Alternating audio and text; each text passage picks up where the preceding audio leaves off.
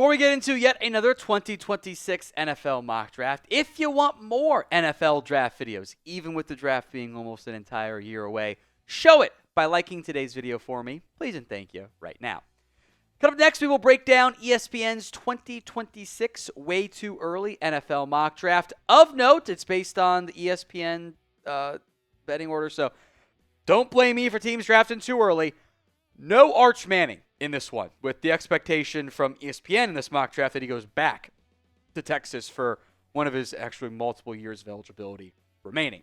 There is a trade as well. Yeah, we're getting everything on this. We're getting 2026 mock draft with trades. We're going with gas now, baby. The Browns jump up from 3 to 1 in exchange for the number 3 pick this year and their first round pick next year. So they do still have an additional top 5 pick as a result of that Travis Hunter trade down. At number 1 is Cade Klubnik, the quarterback out of Clemson.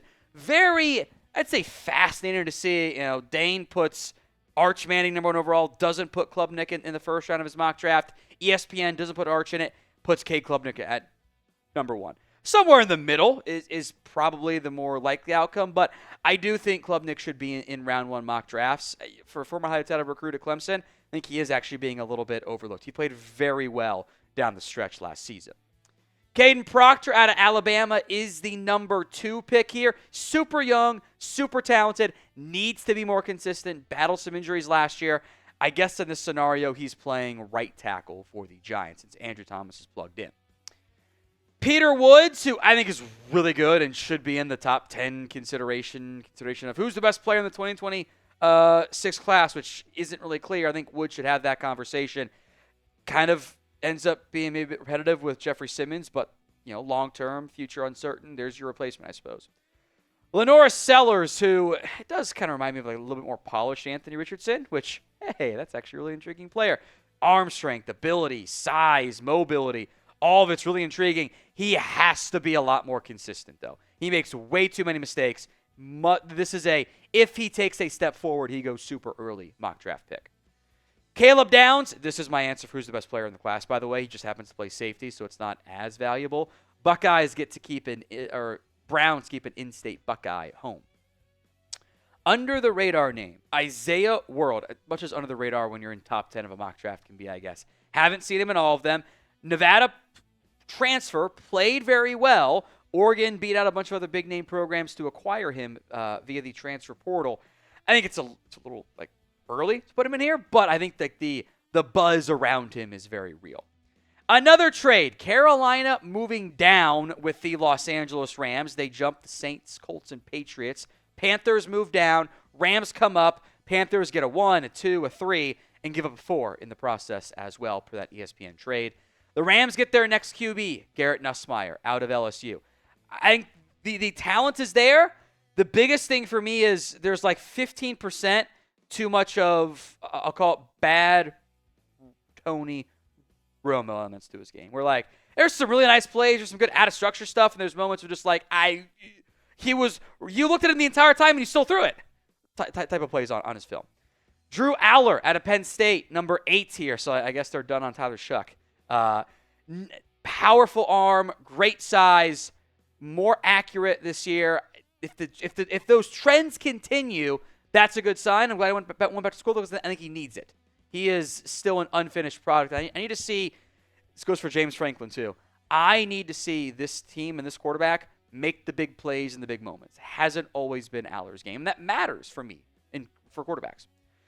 A lot of options for QB1 of the 2026 NFL Draft. Who will it be? Let me know in the comment section of today's show. Clemson's got some dudes, but they got 3 top 10 picks here. Doesn't happen very often. TJ Parker, the edge rusher.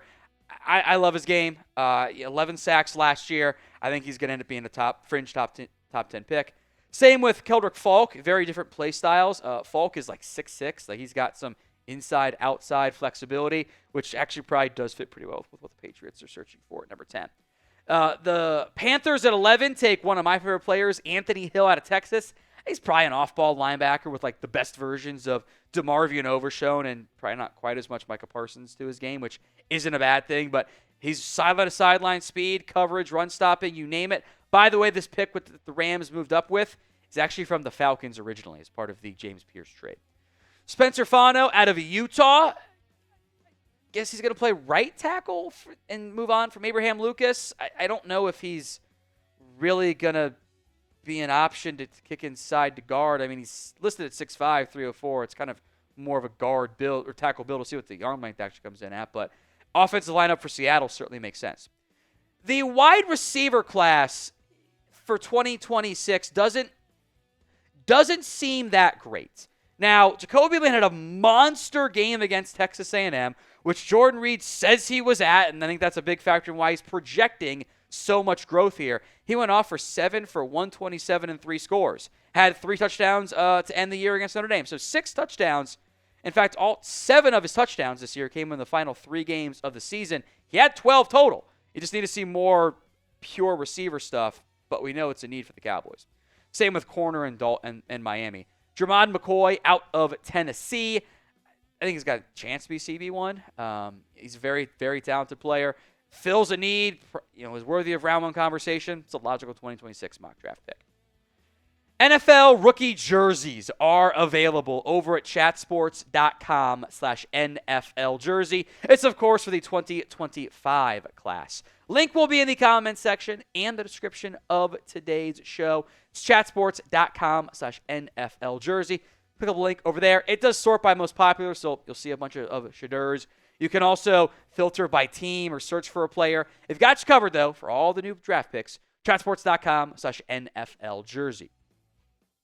Danny Dennis Sutton out of Penn State. Oh, look, another gifted Penn State pass rusher athlete. Go figure. He had 8.5 sacks last year. Had a really strong CFP performance against the Fighting Irish. Had multiple sacks in that one. Would not be surprised if he goes in round 1. I think the Steelers taking another defensive tackle and LT Overton is probably a little bit rich. This is like just took one with Derek Harmon. But I do think that the player has a lot of fans in the NFL and could easily go in round 1. I love the fit of Jeremiah Love out of Notre Dame to the Chicago Bears. This is one of the most explosive players in college football. Has to stay healthy. That is a real issue and was an issue for him last year. But when he's on the field, he is a game-breaking threat. Penn State cornerback A.J. Harris here to the Minnesota Vikings. I think ball production is the main thing that's lacking right now, but does fill a need. Same with the Broncos going receiver, Carnell Tate. Oh, look, another one. He was the Buckeyes' wide receiver 3 this year. He will be their wide receiver 2 because Jeremiah Smith's only a true sophomore. But he could, depending on how the quarterback play is, chance to push for 1,000 yards this upcoming season. It's not a way to really mock draft with at least one Georgia defender, is it? A lot of guys left. C.J. Allen is back, however. Some of the pass coverage stuff, I think there are some question marks about there. Did have an interception, only 4 pass breakups. I think his, classic linebacker, or at least modern linebacker size, maybe is better of describing it. And I think one of the better run stoppers right now in college football. We will have even more NFL YouTube videos for you right here on the channel. First filmed, of course, on the Chat Sports YouTube channel, then post later on our draft channel. Whichever one you're watching on, hit that sub button right now. Francis Mauigoa, the offensive tackle out of Miami. His brother, a draft pick by the Jets this past year. This is if he takes that step forward, he's going to potentially be a first-round pick. Plus we know Houston needs the help there. Jordan is going all in on just the gamble upside at wide receiver for the mock drafts. Nick Anderson didn't play last year. One game, I should say, with no real production. Quad injury, transfers to LSU. Did have 10 touchdowns back in 2023 as a true freshman for Oklahoma. So this is a big projection upside pick. I also don't know if the Chargers will draft another wide receiver, but hey, who's to say? It's really anything's possible. Offensive line, Caleb Lomu out of Utah. I do question if you could have 2 Utah tackles taken in round 1, but there's definitely plenty of NFL buzz around him, around both guys, frankly. The other Colorado quarter, DJ McKinney out of Colorado to the Green Bay Packers here. 10 pass breakups, 3 interceptions. Life's going to look a lot different for him, though, this year. A lot different coming up for McKinney, but does fill a need. Caleb Banks, Bengals go back to the defensive tackle spot, listed at 6'6", 325, and the traits are really impressive for someone of that frame. He's probably not quite as big, but still. Just needs to develop some more consistency as a pass rusher. DJU's younger brother, Mateo Uyunglele, not little brother because he's big, he's 6'5", 270, by the way. This is a strong fit for what Dan Quinn likes on defense. 10.5 sacks last year, was a sophomore, now going to be a draft-eligible junior. Of the non-QBs, so can't say Arch, who is your favorite non-quarterback prospect in the 2026 NFL Draft? Let me know in the comments of today's show. Niners take A.J. Terrell's younger and smaller brother this time. Little brother checks out this time around. Avion Terrell out of Clemson. 11 pass breakups were actually top 15 in the FBS last season. And I think, again, there's a lot of talent on this Clemson team. All these guys could have some pretty big showings this season. A late transfer from Stanford to Texas Tech after the head coach got fired at Stanford. David Bailey. The Bills did just draft Landon Jackson, so I don't know if they need another edge.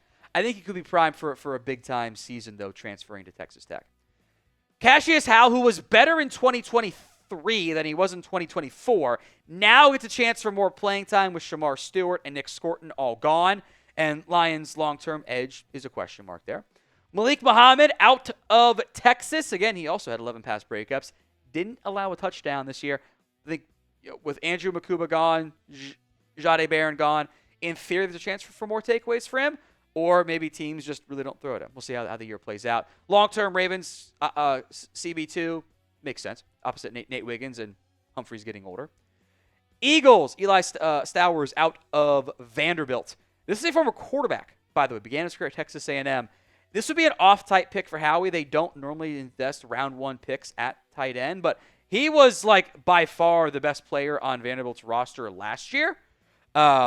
638 yards. And to be fair, the Eagles did take an off-ball linebacker with edge ability in Jahad Campbell this past year. Guy I like a lot, Dylan Thieneman out of Oregon. The top safeties, Brian Cook, Mike Edwards, etc., are free agents. Transferred to Oregon from Purdue this year, I think is primed for a massive kind of become a household name type of season. Well, Brent, we'll mention some names I think could be first-round picks, or maybe they'd end up not being first-round picks. It is May, after all, of 2025. Who did Jordan Reid leave off of his 2026 NFL mock draft? Let me know in the comments of today's show. Some names, Nick Singleton and Katron Allen, both great Penn State rushers. Aaron Anderson, I think, has kind of a big-time year for LSU. Jordan Tyson was really good before he got hurt. Probably would be in some more round one mocks if he'd been able to play in the CFP. Denzel Boston had some decent year for Washington. Austin Barber's got size. He's the top 10 pick in Dane's mock draft. Ruben Bain was hurt a lot in 2023, in 2024, but was great in 2023. Christian Miller is a good Georgia defensive lineman. So Taryn Perkins is not built big, but he's highly productive. Deontay Lawson has been a long-time college football player, but kind of old hurt guy right now. Got to stay healthy this year. Jalen Kilgore has the size NFL teams like at corner out of South Carolina as well.